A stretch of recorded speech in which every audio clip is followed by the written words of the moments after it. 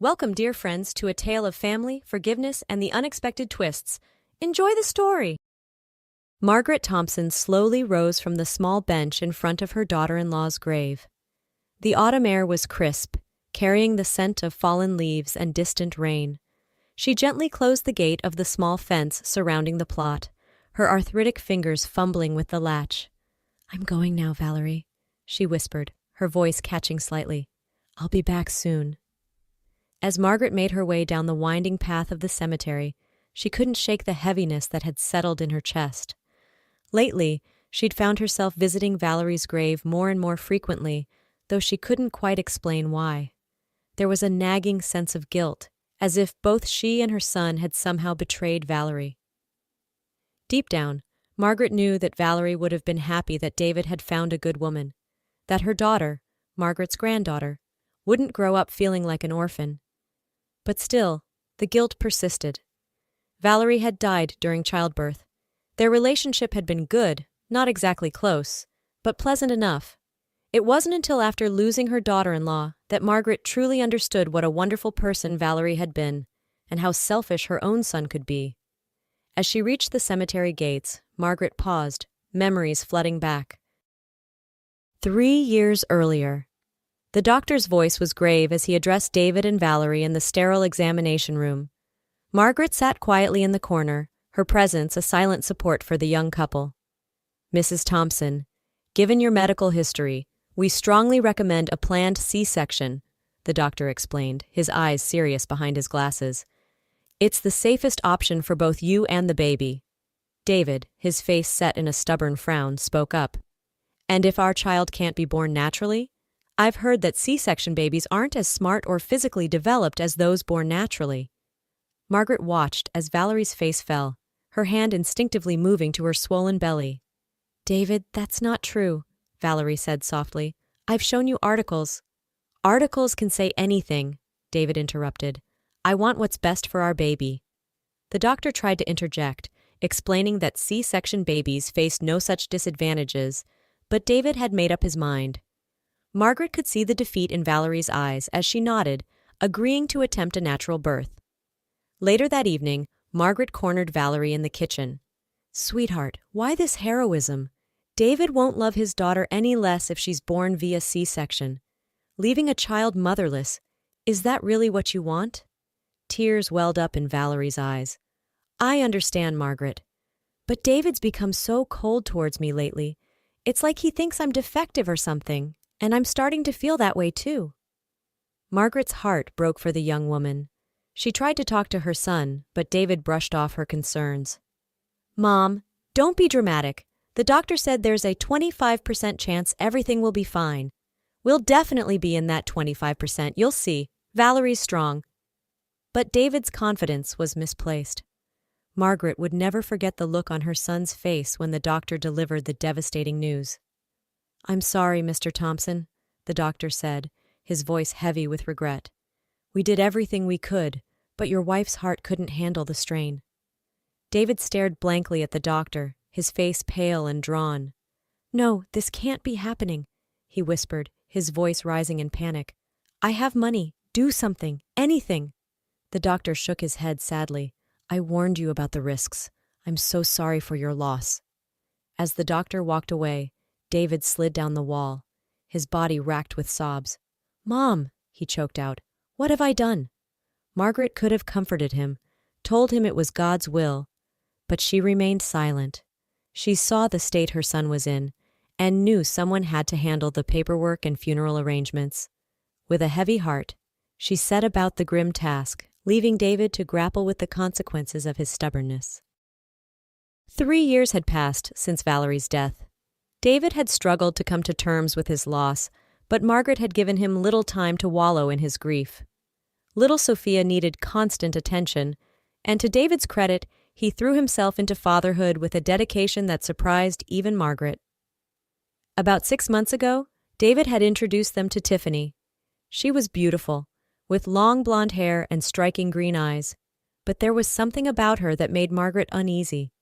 She was quiet, almost too quiet, and there was a coldness in her eyes that Margaret couldn't quite place. Margaret knew she should be happy for her son.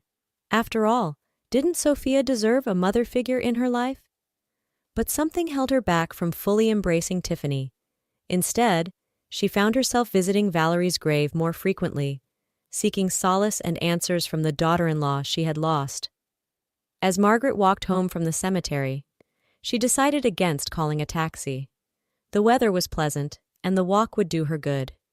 She needed to clear her head, to shake off the melancholy that had settled over her during her visit to Valerie's grave. When she arrived home, she found the house quiet. David was out, probably at work.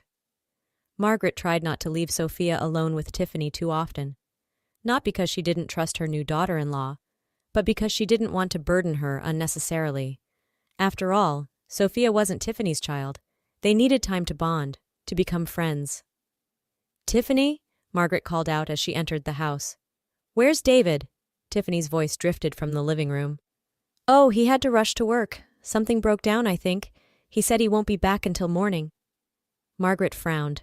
It wasn't like David to leave without saying goodbye to Sophia. "And where's my little angel?" "In the bedroom watching cartoons," Tiffany replied, not looking up from her phone. Alarm bells went off in Margaret's head. Sophia didn't like cartoons. In fact, she was one of the few children Margaret knew who actively disliked them. Something wasn't right. "I see," Margaret said carefully. "Well, I think I'll take her for a walk. The fresh air will do her good." As Margaret headed toward Sophia's room, she couldn't shake the feeling that something was very, very wrong in her son's household. That evening, after their walk, Margaret tucked Sophia into bed. The little girl had been unusually quiet during their outing, and Margaret's concerns had only grown. As she kissed her granddaughter good night, she made a decision. Instead of turning off the baby monitor in her room, as she usually did when David was home, Margaret left it on. She told herself it was just a precaution, that she was probably overreacting. But as she lay in bed, unable to sleep, she was glad she had followed her instincts. Just past midnight, a voice crackled through the monitor. Margaret sat up, her heart racing, thinking Sophia had woken up. But it wasn't her granddaughter's voice she heard. It was Tiffany's. "I can't stand them anymore," Tiffany was saying, her voice low and venomous. "We need to do something. The best option would be if they both died. They're just in the way." Margaret's blood ran cold. She pressed the monitor closer to her ear, straining to hear every word. "The old hag has her own apartment," Tiffany continued. "She should just take the little brat and live there. But no, she has to help her son. Did anyone ask if we needed that kind of help?" There was a pause, and Margaret realized Tiffany must be on the phone with someone. When she spoke again, her words made Margaret's heart nearly stop. "Listen, I've been thinking. Maybe we could slip them something, or just the kid. You know, something to make her behave erratically. David's exhausted from work. He won't be able to handle her behavior for long. Can you find me an expert in this area?" Margaret couldn't believe what she was hearing. This woman, who her son had married, was plotting to harm Sophia, her own stepdaughter. "Money's not an issue," Tiffany went on. "At least the idiot's good for that. He doesn't even look at what I spend. I was careful at first, but now I just use his card. He never checks." Margaret heard footsteps, and Tiffany's voice grew fainter as she moved away from Sophia's room. But her final words came through clearly, chilling Margaret to her core. "God, I look at that little brat sleeping, and I just want to smother her with a pillow. I can't take it anymore." Without a second thought, Margaret rushed to Sophia's room. As quietly as she could, she scooped up her sleeping granddaughter, blankets and all, and carried her back to her own room. She'd keep Sophia with her tonight. It was safer that way. As Margaret lay awake, holding her sleeping granddaughter close, her mind raced. What could she do? David would never believe such accusations against Tiffany. He was too besotted, too trusting, but she couldn't let this continue. Somehow, she had to protect Sophia. Little did Margaret know, the confrontation she dreaded would come sooner than she expected, and in a way she could never have anticipated. The next morning, Margaret was in the kitchen preparing breakfast when David walked in. He looked tired, his hair disheveled from a long night at work. "Good morning, Mom," he yawned, then frowned. "Why was Sophia sleeping in your room? Was she not feeling well?" Margaret took a deep breath. This was it, she had to tell him. Consequences be damned. David, sit down. We need to talk. Concern flickered across David's face as he took a seat at the kitchen table. What's going on, Mom? You're scaring me. Margaret sat across from him, her hands clasped tightly in front of her. Last night I heard something disturbing. It was Tiffany on the phone with someone. She was talking about hurting Sophia. David's face darkened. What are you talking about, Mom? Tiffany would never— Please, David, let me finish, Margaret interrupted.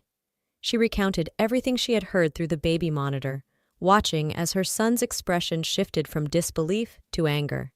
When she finished, David stood up abruptly, his chair scraping against the floor. I can't believe this, Mom. I never expected this from you.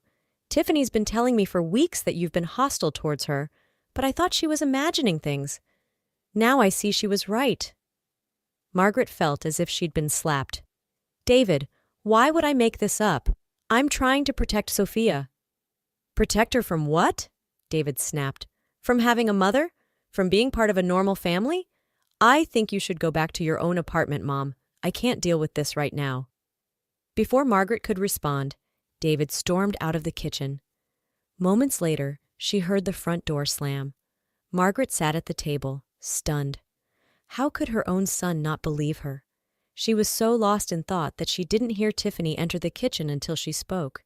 Well, looks like the old hag got what she deserved. Margaret looked up to see Tiffany leaning against the doorframe, a cruel smile on her face. You're going back to your place, and I'll make sure that little brat ends up in a home for the mentally unstable soon enough. Tiffany's laughter echoed through the kitchen, and for the first time, Margaret realized just how unpleasant it sounded. Tiffany? Both women froze at the sound of David's voice. He was standing behind Tiffany, his face a mask of shock and anger.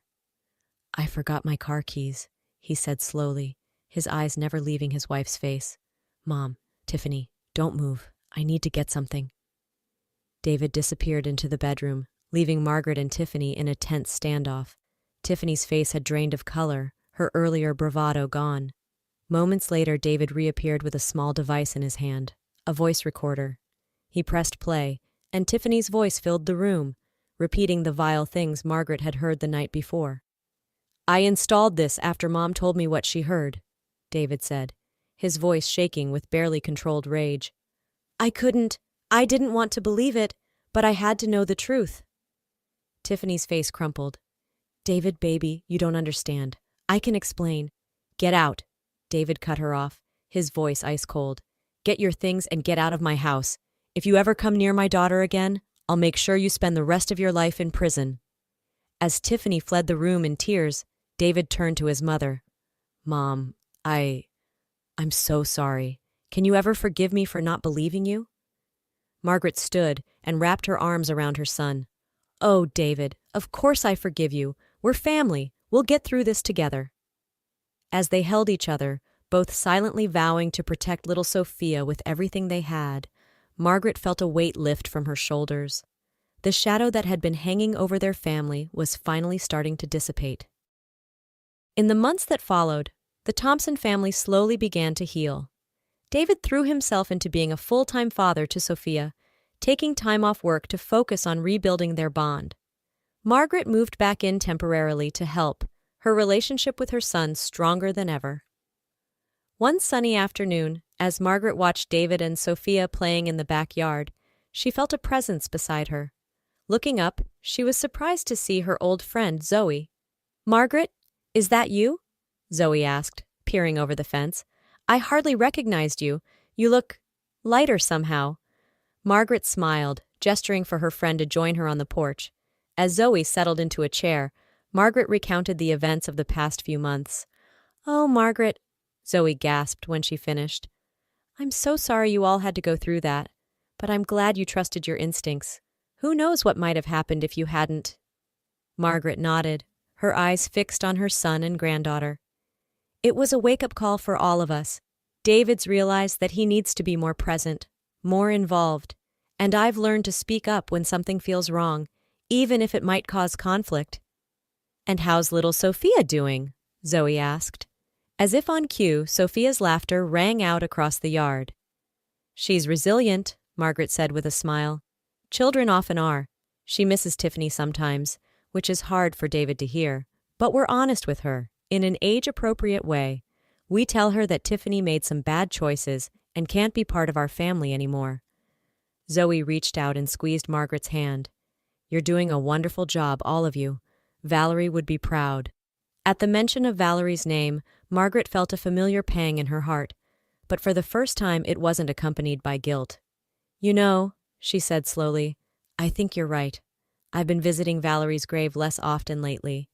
I used to go almost every day, feeling like we'd somehow betrayed her, but now I think she'd be at peace knowing Sophia is safe and loved." As the afternoon wore on, Margaret and Zoe caught up on old times, their conversation punctuated by Sophia's giggles and David's playful shouts. When Zoe finally left, Margaret felt a sense of contentment she hadn't experienced in years. That night, as she tucked Sophia into bed, the little girl looked up at her with serious eyes. "Grandma," she said, "do you think Mommy Valerie can see us from heaven?" Margaret felt her throat tighten with emotion. "I'm sure she can, sweetheart. And I know she's very proud of you." Sophia nodded, satisfied with this answer. "I think she sent you to protect us, Grandma, like a guardian angel." As Margaret kissed her granddaughter goodnight and turned out the light, she felt a warmth spread through her chest. Maybe Sophia was right. Maybe Valerie had been watching over them all along. 1 year later, Margaret stood in the kitchen, putting the finishing touches on a birthday cake. It was Sophia's 6th birthday, and the house was buzzing with excitement. As Margaret carefully placed the candles on the cake, she heard the front door open and close, followed by the sound of excited chatter. "We're home!" David called out. Margaret wiped her hands on her apron and stepped into the living room. Her eyes widened in surprise when she saw not just David and Sophia, but a woman she didn't recognize. "Mom," David said, his eyes twinkling with a happiness she hadn't seen in years, "I'd like you to meet Laura. We met at the park today." The woman, Laura, stepped forward, extending her hand. She was pretty, with warm brown eyes and a gentle smile. "It's nice to meet you, Mrs. Thompson. Sophia's told me so much about you." Margaret shook Laura's hand, feeling a sense of cautious optimism. "It's lovely to meet you too, Laura. I hope you'll stay for Sophia's birthday party?" Laura glanced at David, who nodded encouragingly. "I'd love to, if that's all right with everyone." Sophia, who had been bouncing with excitement, finally burst out, "Grandma, Laura helped me build the biggest sandcastle ever, and she knows all about butterflies. Can she please stay for my party?" Margaret couldn't help but laugh at her granddaughter's enthusiasm. "Of course she can, sweetheart. Why don't you show Laura where she can wash up before we have cake?" As Sophia dragged Laura towards the bathroom, chattering a mile a minute, Margaret turned to her son. "She seems nice," she said carefully. David's smile softened. "She is, Mom. We've actually bumped into each other at the park a few times now. She's a kindergarten teacher, and she's amazing with Sophia." Margaret nodded, remembering how quickly Sophia had warmed up to Laura. It was a stark contrast to the child's hesitant interactions with Tiffany. "And how do you feel about her?" she asked gently. David ran a hand through his hair, a gesture that reminded Margaret so much of when he was a boy. "I like her, Mom, a lot. But I'm being careful this time. I'm not rushing into anything. Sophia comes first, always." Margaret felt a wave of pride wash over her. Her son had grown so much in the past year. "I'm glad to hear that, David. And for what it's worth, I have a good feeling about Laura." The birthday party was a joyous affair. Sophia's friends from school arrived, filling the house with laughter and the chaos that only a group of 6-year-olds can create. Laura fit in seamlessly, helping to organize games and keep the children entertained. As Margaret watched Laura help Sophia open her presents, she felt a tap on her shoulder. It was David. "Mom," he said quietly, "I wanted to thank you for everything, for being there for us, for protecting Sophia, for believing in me even when I didn't believe in myself." Margaret felt tears prick at her eyes. She pulled her son into a hug. "Oh, David, that's what family does. We stand by each other through thick and thin. Later that night, after the last guest had left and Sophia was tucked into bed, Margaret found herself sitting on the porch swing. The night was clear, stars twinkling overhead. "Mind if I join you?" Laura's voice came from the doorway. Margaret patted the seat beside her. "Please do." As Laura settled in, Margaret studied her profile in the moonlight. There was something about this woman that put her at ease, a genuineness that she hadn't felt with Tiffany. "Mrs. Thompson," Laura began, but Margaret interrupted her. "Please call me Margaret." Laura smiled. "Margaret, I just wanted to say, I know I'm new here, and I know you and your family have been through a lot. I want you to know that I respect that. I'm not trying to replace anyone or push my way in. I care about David and Sophia, and I hope that in time, we can get to know each other better." Margaret felt a warmth spread through her chest. "I'd like that very much, Laura, and for what it's worth, I think you're already off to a wonderful start." They sat in comfortable silence for a while, the gentle creaking of the porch swing the only sound. Finally, Margaret spoke again. "You know, I used to visit my daughter-in-law's grave almost every day, Valerie, Sophia's mother. I felt so guilty, like we were betraying her somehow by trying to move on." Laura listened intently, her eyes full of compassion. "But lately," Margaret continued, "I've been going less and less. And when I do go, it's not out of guilt anymore. It's to remember her, to tell her about Sophia's latest achievements. I think she'd be happy to see us healing, to see Sophia thriving." Laura reached out and squeezed Margaret's hand. "I'm sure she would be. And I hope you know, I'm not here to replace Valerie. I just want to add my love to the abundance of love Sophia already has in her life." As they sat there, under the stars, Margaret felt a sense of peace settle over her. The road ahead might not be easy, but for the first time in a long time, she felt hopeful about the future. Inside, she could hear David moving around, probably cleaning up the last of the party mess.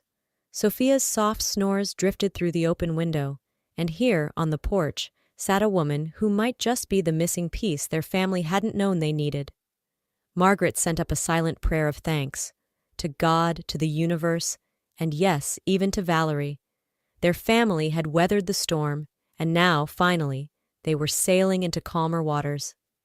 As the night wore on and the conversation flowed easily between Margaret and Laura, one thing became clear. The shadows that had haunted their hearts were finally beginning to fade, replaced by the warm glow of new beginnings and second chances.